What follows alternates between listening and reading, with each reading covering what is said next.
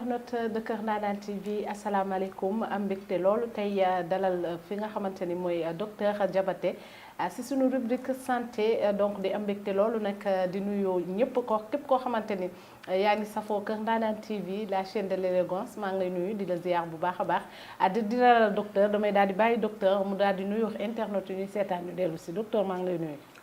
sallallahu ala muhammadin sallallahu ala muhammadin sallallahu ala muhammad assalaamu alayka ya rasulullahi sallallahu alayhi wa sallam saddid lisaani nawir janaani safi amaani wazid baraay Maman Africa maa ngi lay fay nuyoo bu baax a baax di kontaan encore une fois ci seen invitation bi di am mbégte ak contentement toujours di ñëw ci Kër Ndanane TV saa ñu ko suñu jot maye pour ñëw échanger askan bi ci lu jëm seen wàllu santé. ma lay remercier bu baax a baax docteur tey nag thème bi li ñu war a waxtaanee mooy infertilité ñu war si yaatal lu bëree bëri comme que nuyoo nga ba pare rek dama lay annoncer thème bi bu ko defee nga xool yow après nu ñu siy débattre waxtaan si leeral askan wi ñuy seetaan lépp loo xamante ni ci wàllum infertilité la ñu leeral ko. jërëjëf maman xam nga wàllu infertilité dafa nekk loo xamante ni en fait thème la bu am solo. kër yu bëri aussi di faral di yëngu et le plus souvent. li koy wax rek mooy wàllu infertilité lan mooy infertilité mooy maanaam ñi nga xamante ni sëy nañ at ak lu topp te mënuñu am doom su dee ni ci jigéen gi la parce que itam damay faral di wax ne dafa am yenn feebar yoo xamante ni ni muy dalee jigéen itam noonu la mu ne dalee góor infertilité sëy suñ ko waxee ñaar ñoo ko séq n'est-ce pas te léeg-léeg ñun góor ñi itam ñu sëy lu yàgg amuñu doom ñu bëgg ko jiin suñuy soxna alors que xamuñu ne itam la quantité et la qualité du spermatozoïde dafa am solo maanaam ndox bi nga xamante ni walax jaan bi ndox góor wala génne ginnaaw bi mu sëy ak soxnaam dafa am lu mu war a mel n'est-ce pas donc ci qualité ak aussi le volume de déplacement des spermatozoïdes loolu le plus souvent góor ñi suñu demee hôpital ñu war leen seet du ñu def benn analyse bu ñu tuddee spermogramme pour xool seen ndox ndax baax na wala déet léeg-léeg sax di nga gis ay góor ñoo xamante ni en fait mën nañ sax am doom quelque part toogaal lu yàgg lu ñu am doom wala ñu sëy ak benn soxna am foofu doom dem takkal keneen yéex am doom alors que xamuñu ne ndox bi ci diggante bi en fait voilà mën na faible wala yu demee nekki noonu kon góor ñi souvent dama leen di ñaan ñuy accompagner seen soxna ñoom it mais di seetaat aussi seen bopp mais tey li ñu bëgg a gën a insister Maman Africa di ko partager ak suñu mbokk internet yi mooy ci wàllu jigéen ndax xam nga damay fa di wax souvent je pense que ne émission bee passé rek ñu doon wax ci feebar yi dal jigéen yi n'est-ce pas wàllu maladie gynécologique nga xamante ni règle douloureuse jigéen yu bëri jàpp ne c'est normal ñenn ñi jàpp ne soo amee doom mën na dañ ñenn ñi jàpp ne sax xëy na soo demee ba am jëkkër mën na dañ alors que souvent ñu ngi jot ay malades yoo xamante ni loolu mooy seen jafe-jafe mais di dalal xelu askan bi parce que yooyu yëpp am nañ ci traitement yu efficace donc wàllu infertilité nag dafa am loo xamante ni en fait mën na ko indil jigéen soxna Maman Africa jigéen boo xamante ni souvent dafay faral di amee loolu ñuy tuddee en fait irrégularité du cycle jigéen chaque weer dafa war a gis mbaax maintenant su dee ne nit ki jigéen bi day toog léeg-léeg mu toog 1 mois 2 mois 3 mois du gis mbaax toog rek jàpp ne xëy na moom voilà c'est normal loolu ça pose problème donc anomalie saa yu amee yow jigéen nga may seetaan li ma lay conseiller mooy nga gaaw a dem xooli sa bopp parce que jafe-jafe bu nit ki am rek su ko teelee xool yàlla mën na ko dem ñu teel ko traité du cher ci wàllu coût bi te en même temps aussi du ko yóbbu ci yenn difficultés yi beneen bi aussi mooy ginnaaw irrégularité du cycle boobu tam am na sax ñoo xamante ni ci weer bi mën nañ ci gis ñaari yoon loolu aussi normalul n'est-ce pas alors beneen bi aussi mooy dafa am jigéen yoo xamante ni dañoo amee loolu ñu tuddee dysfonctionnement ovulaire damay fa di wax souvent ci émission santé ñu may invité que wàllu jigéen du rek lu jëm ci wàllu kanamam y a ce qu'on appelle les trompes de Fallope n'est-ce pas trompe yi su dee ne jigéen dafa sëy ak boroom këram n'est-ce pas donc daje bi nga xamante ni ndoxu ku góor ki ak nenu ku jigéen ki fa lañ war a daje su dee ne foofu dafa amee blocage mais day amee problème moo tax souvent yenn jigéen su demee seeti hôpital sax ñu leen wax donc ñi amee trompe bouchée ñu war ko déboucher n'est-ce pas moo tax souvent su may traité jigéen ci fànn yooyu damay fa di wax souvent que ne ndab balaa nga ci def ñam da nga koy raxas d'abord ba mu set effectivement léeg-léeg da nga gis ñoo xamante ni duñu faral di amee fausse couche avortement ak yu demee nekk noonu c'est parce que li ñuy tuddee en fait l'appareil reproductif s'il y a dysfonctionnement quelque part su amee jafe-jafe quelque part dafay jouer te jigéen bi su dee ne dafay amee tamit jafe-jafe à ce que muy mën a produire ay nenam de façon mensuelle n'est-ce pas donc parce que chaque mois jigéen day toll ci loolu ñu tuddee donc période bi nga xamante ni moom mooy période d'ovulation mais su dee ne nen yi maanaam ovaires yi defaruñu assez d'ovules donc yooyu dafay nekk jafe-jafe te loolu tamit day indi problème. dëgg la wax nga sax ci affaire fausse couche. foofu dama fay dugg tuuti rek. ndax jigéen yu bari dañuy faral di wax ne tey jii boo li waral fausse couche yi mooy da ngay ëmb. xam ni ëmb nga mu doon début grossesse. que ni boo amee début grossesse rek waroo sekkax sa jëkkër. parce que booy sekkax sa jëkkër mooy waral ngay am fausse couche. loolu tam ma bëgg nga leeral ci. d'accord xam nga en fait damay faral di wax ne gis nga wàllu avortement yeeg fausse couche yeeg yooyu jigéen bi déjà dafa war a xam ne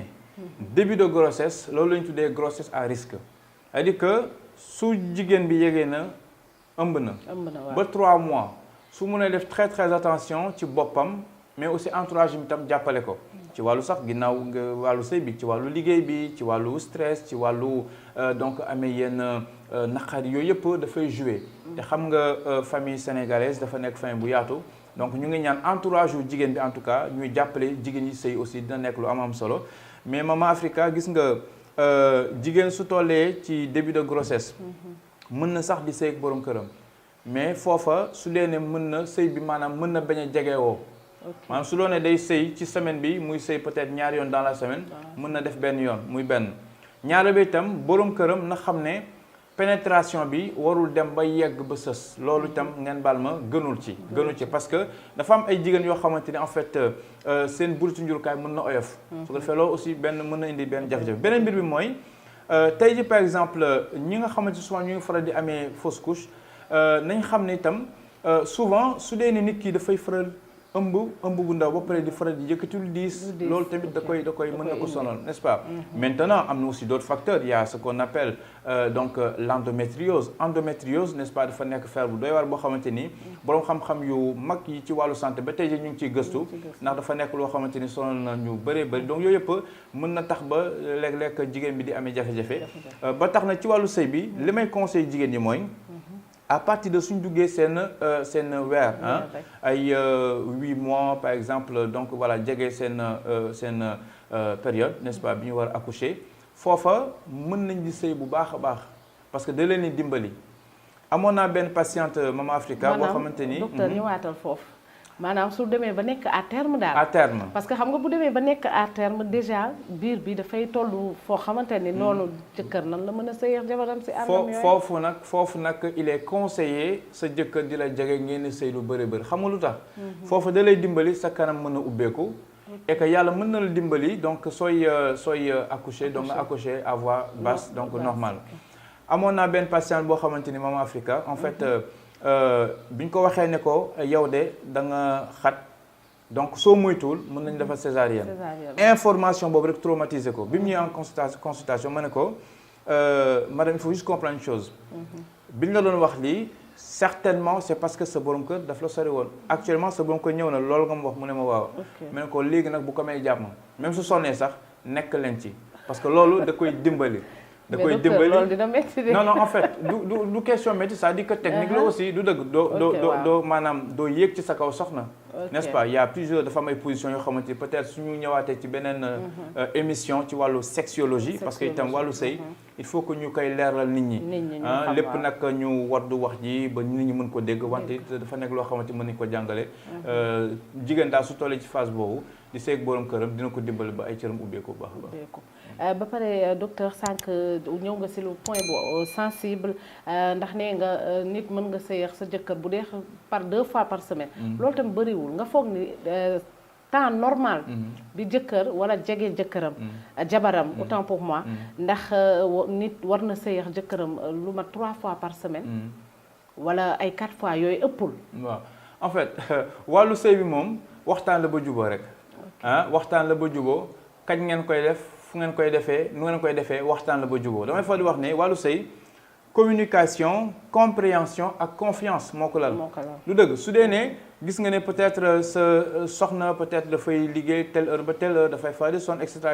donc comprendre ko ci yenn période yi yenn moments yi n'est-ce pas mais yow it soxna si xamal ne sa borom ko aussi daf lay soxla su ko defee yéen ñaar su ngeen waxtaanee ba am benn terrain d'entente rek donc du am benn jafe-jafe. léegi ñu daal di dellu si waat rek si sunu thème muy infertilité duggaat si biir carrément léegi dama bëggoon xam ndax am na ay signes yoo xamante ni day mooy wane comme ni jigéen tey mu leer na ni kii am doomam dina jafe. ndax am na signe yu mu koy yëgee muy ci côté ku jigéen ki ak ku góor ki. d'accord alors su ma ñëwee déjà ku jigéen ki gis nga Mama Africa jigéen boo xamante ni dafay faral di amee des infections à répétition. kooka nay faral souvent di bàyyi xel boppam parce que loolu su dee ne teel ko traité mën na ko indil jafe-jafe mën nga dem ba jàpp ëmb yaakaar ni ëmb nga infection bi nga xamante moom nga amoon donc yàq ko muy benn. beneen bi aussi jigéen yi nga xamante ni souvent nañu faral di amee kyste ovarienne wala fibrome yu demee ni ki noonu de préférence maa ngi leen di conseiller ñu gaaw mën a traiter seen jafe-jafe yooyu na nit ñi nag dalal seen xel parce que itam wàllu santé li may fa wax ne la communication dafa am solo nit ki mën nga koo faj sax te doo ko jox garab ci waxin bi mais su dee nit ki da nga ko wax ne ko yow de li la dal nii et cetera donc loolu mën na ko traumatiser ba daanaka àddina mën na fa jaaree xaw a doy waar du dëgg su ko defee na jigéen yi di bàyyi xel infection yi comme ni ma ko waxee sànq wante it yenn jafe-jafe yi nga xamante ni aussi jigéen na koy faral di am ci wàllu seen saf-safal yi nga xamante ni ñu koy jël di ko utiliser seen i kanam ak yu demee nekk noonu mais aussi yooyu itam da koy indi mais bien sûr soxna damay faral di wax ne gis nga l'intimité de la femme c'est très sensible tey jii par exemple Mama Africa su dee ne sa yére bi par exemple su dee ne bëggoo ko sol mën nga sumbi seet beneen mais lu jëm ci kanamu jigéen lépp lu mu ci dugg da ko war a xool parce que su xasee ba dugg soo moytuwul balaa nga ci génne wala demee nag noonu soo moytuwul mu ngi commencé def ay dégâts moo tax souvent il faut que yooyu ñu ci bàyyi xel bu baax a baax jigéen yi beneen aspect bi aussi ci wàllu infertilité toujours jigéen gi nga xamante ni en fait dafa amee dysfonctionnement ovulaire comme ni ma ko waxee sànq rek ay nenam ni mu war a ñëwee dëgg-dëgg am lu des te loolu su ngeen xoolee en fait su dee ne hormones yi nekk ci jigéen muy oestrogène ak progestérone muy ñaari hormones yu am solo ci jigéen dafay amee léeg-léeg ay jafe-jafe ci fànn woowu tamit su ñu defee nit ki traitement jigéen bi duñ ko war a dimbali renforcer ko n'est-ce pas ces deux hormones te yi may wax ni yëpp donc ñun ñu ngi ci def traitement yu mucc ayib. léegi docteur mën nañ xam ndax tey jii infertilité ndax mën na conduire jigéen ba stérilité mu stérile daal ndax bu fajuwul mën na dem ba de telle sorte que mu leer ni dootul amati doom. D'accord. wala soit bu fajoo rek après stade boobu da koy romb. jërëjëf maman sa question am na solo c'est-à-dire que li nit ñi war a xam bépp feebar quelle que soit gravité feebar bi nit ki su ci fajoo rek yàlla mën na ko dimbali. alors maintenant c'est quoi la différence entre infertilité et stérilité. wax naa ko sànq infertilité mooy ku sëy at ak lu tegal munoo am doom n'est-ce pas su dee na góor la wala su dee jigéen la munoo jël ëmb loolooy infertilité. maintenant stérilité mooy koo xamante ni mënut a am doom donc c'est deux choses différentes. ki nga xamante ni dafa stérile kooku jarul sax muy faju mënut a am doom ku stérile koo xamante ni mënut a am doom voilà parce que munoo am doom lan moo tax nag nit di stérile ñu leeral ko su dee ne ci wàllu jigéen boo xamante ni dafa defee loolu ñu tuddee en fait la ligature des trompes parce que itam nit ñi jigéen dala sa xel léeg-léeg Mama Africa dinaa am ay patients yoo xamante ni du ñu xaw a jaaxle parce que sëy nañu yàgg amuñu doom wala ñenn ñi di commencer avancer seeni âge wala sax ñenn ñi dem ba dugg peut-être 40 ans amaguñ njëkk ñuy tiit naan man est-ce que su ma sëy est-ce que naa am doom et cetera c'est-à-dire que souci boobu rek stress boobu rek mën na la indi jafe-jafe muy beneen aspect bi aussi mooy lan mooy que ne na jigéen ñi xam ne 50 ans ba 52 ans sax jigéen mën na jël ëmb. 50 ans ba 52 ans jigéen mën na ko am di gis ëmb à la seule condition muy gis baax normal donc ça signifie quoi. ça signifie que en fait li ñu tuddee ménopause am na jigéen yoo xam ne c'est vrai que en général ménopause c'est entre 50 ans jëm kaw. préménopause c'est entre 45 ans ba 50 ans. maintenant lii ma wax nag c'est des cas général mais il y a toujours des exceptions d'accord donc jigéen ñi nañ dalal seen xel ci fànn boobu te juste rek ñu def traitement su dee ne wàllu stérilité jigéen bi su defee loolu ñu tuddee la ligature des trompes. trompe soxna si dafa nekk lu am solo n'est-ce pas ci wàllu sëy. alors su ko defee nag jigéen bi su dee ne dafa éliminer ay trompam kooku mënatul am doom c'est pas possible du dëgg. et ça aussi il faut dire que même avec une seule trompe maanaam ak benn trompe rek jigéen bi sax mën na jël ëmb. loolu aussi c'est bien possible d'accord. alors beneen bi aussi su dee ni ci wàllu góor la loolu la ñu tuddee la vasectomie c'est-à-dire que vasectomie ci wàllu góor mooy lan mooy ndox bi nga xamante ni canal bi nga xamante ni n'est-ce pas spermatozoïde bi man yu ko góor ki fa la war a jaar ba génn yoon boobu la ñuy daal di tëj loolu mooy la vasectomie. donc su dee ne góor dafa nekk ci situation yi wala jigéen nekk situation yi donc garantie dafay stérile te du mën a am doom. maintenant am na nag ñoo xamante ni peut-être aussi du ñuy def planification familiale c'est vrai que planification familiale il faut le dire def naa ci émission. am na ay avantages am na ñoo xamante ni baax na ci ñoom wante ne nit ñi xam ne aussi am na beaucoup d'inconvénients loolu def naa ci jot naa def émission donc voilà yooyu daal mooy mbir yoo xamante ni il faut jigéen di ci bàyyi xel. donc mi ngi noonu ñu lay jaajëfal ci tontu yooyu nga xamante ni tontu nga ko waaye xam naa sama question bu mujj bi rek mooy tey ñu daal di ñëw ci li nga xamante ni ndax dina gis ni ay couple dinañ nekk. mais couple yi de nos jours sax laay wax couple yu bari bu ñu amee problème boobu ñu góor ñi jigéen ñi lañ koy jiñ te góor du nangoo dem te ci say biir yi wax dégg naa nga ne góor sax day am problème boobu ndax mën na bañ a doon ci jabar ji mu doon ci jëkkër ji léegi tey yow booy lancer benn message pour jeunes mariés yi que tamit muy ñoo xamante ni tey ji sëy nañ ay 1 an amuñu doom loolu la ñuy conseiller ci ñoom ñaar pour bu ñuy dem consultation ñoom ñaar ñoo war a ànd daal nga gën leen a ñaax. damay profiter Mama Africa ci sa question bu am solo bi remercier samay patientes yoo xamante ni du ma tudd seen tur ndax secret médical mais ñoom nañ xam seen bopp suñu dégloo émission bi. démb soxna si bi nga xamante ni en fait dafa bëgg a jël rendez-vous et tout bañ fixel ko mu ne ma su may ñëw sax naa ànd ak sama jëkkër. mu ne ko loolu moo ma gënal. bi ñu ñëwee ànd ak jëkkëram vraiment mu ñëw ma recevoir leen ñu waxtaan et tout. soxna si gis loo xamante ni mosu ko woon xalaat par rapport ak serviette hygiénique yu doy waar yi nga xamante ni jigéen ñu ngi koy utiliser musiba bi ñu ko defaree ak traitement bi ñu leen di proposé wante jëkkër ji tamit nekk ku baax ku ubbeeku donc vraiment ñu ngi leen nuyu baax xam nañ dañ xam seen bopp et puis di ñaan aussi ñëpp di bàyyi xel comme couple yooyu. et pour ñëw ci sa question loolu dafa nekk farata. Mama Africa damay fa di wax ne yow góor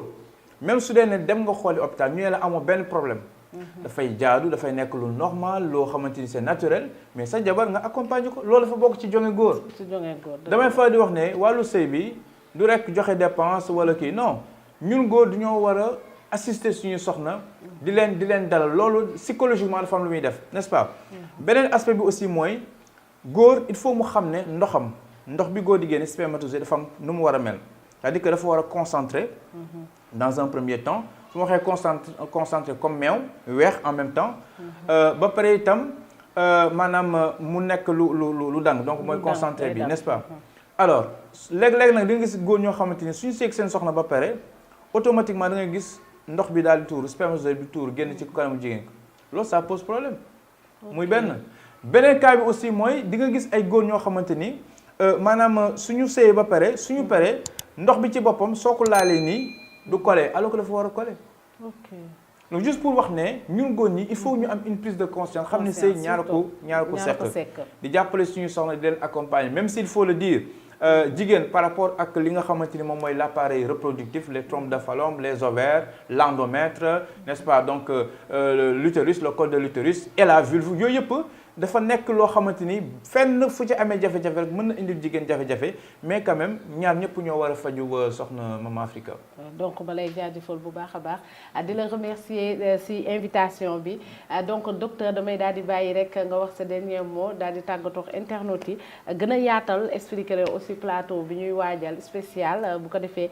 ku mu am ay questions yëpp mën a dugg.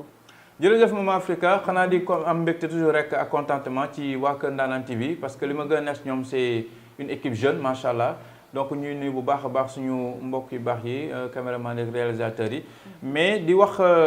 internet yi nga xam ñu ngi suivre bientôt incha allah nañ ñëw ak yéen ci plateau spécial n'est-ce pas donc émission santé boo xamante ni daañu développé ci ay thèmes yu bëri donc émission bu nekk ak thème bi muy laaj tey ñu wax ci diabète suba ñu wax ci arthrose après ñu wax ci wàllu AVC et cetera et cetera. ba pare surtout aussi permettre suñu internet n'est-ce pas di mën a def appel en direct n'est-ce pas di mën a dugg ci émission yooyu yëpp